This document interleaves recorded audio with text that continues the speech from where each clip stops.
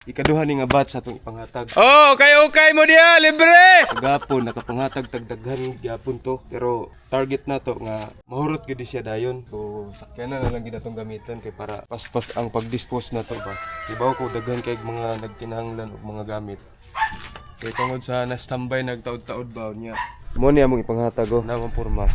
Ang iya pong porma oh. Mura na pag ukay-ukay. Pagkahuman akong pangandam sa ako ang mga dalunon, nanawag sabdayon mig mga silingan nga mga hilig pud og mga ukay-ukay. Bagay na ipanghatag dire. Sis magkahayahay kaayo oy. Na nami pinaskuhan sa iyo ba sa pinaskuhan?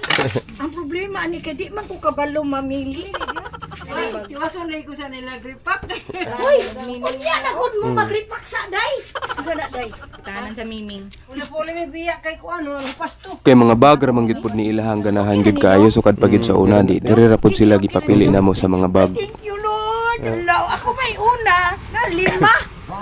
Ako sila pa ibugon. Ug nabitaw tay mga ginagmay nga mga kaayuhan. Dili gyud nato pwede nga dili nato apilo ng atong mga silingan kay kung mahutdan taw bitsin sa silingan baya ta mo dagan. Okay, welcome. Yeah, nana pinaskuhan. Bit-bit na yun sa anak. Ay murag wala di sa ko ma. Napa may isa sa balay. Wala ba? Man ta mag-una. Sa interview. Magpa-interview sa siya. Magpa-interview sa siya sa ABS-CBN nga manghatag siya ukay-ukay karon.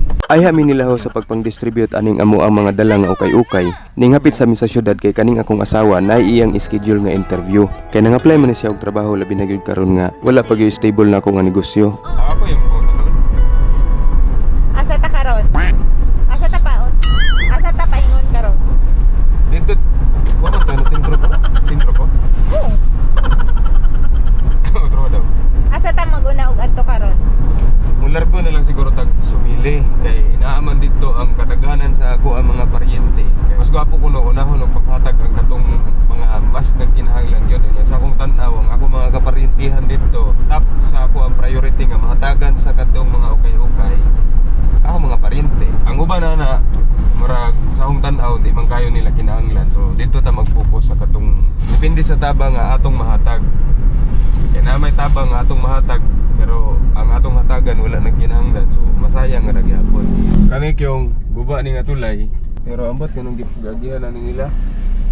Gigagihan na lang pud mo. First cousin si ate. Taning, mili taning. Pauwan ra in taon sila kay nang hatag. Mampun tuyo init man dito te. Amo sa giuna og hapit diri ang ako ang igagaw nga pabor-pabor gid pud hapitan. Nga nagbaha diha o karon. Kay para ang mga bilin ani dito na ni tanan pud sa sumili. Putol imong labat eh. Dugang ganiin ako sa akong labhonon. Paghuman na mo dito ila Ate Marili, ning laos na po dayon may paingon sa sumili. Pero ning hapit sa mi og ginanggang kay nangayo man niya akong asawa og makaon. Sa siyag saging kiyong kay gigutom daw iyang naw. Siguro ni. Wala ko wala. Bitago. Ligo ka na ni karon. Kaon na. Ingko mo pa video ka. Ay na tama na. Kaon sa. Dire ni gud nila ho sa puro kung asa nagtapok ang amo ang mga kaparyentihan. Mo nang diri pagkataon-taon aran yung bibuhan namo. Mga okay na mo sa una. Kana siya labhananan ra gid sa ninong. Standby ra mo sa. Dili ginabliki. Panghatag na na. Asa mo to kung uyab? Oy, alina. Oh, nara para sa imo bakit?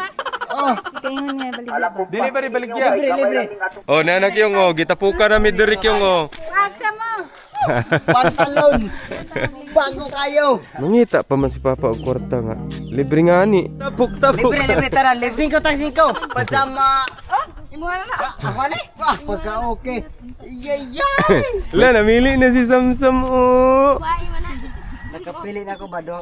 Lokar ko gaw. Kirgaw. Napod gani diri ang ako ang iyan nga dili siya makatuo nga libre ra ni siya. Tingali hadlok siya singlon inig humaniyag pamili. Na dihay pangkuan, ang igot-igot trataman nga. Sabi, okay na ma?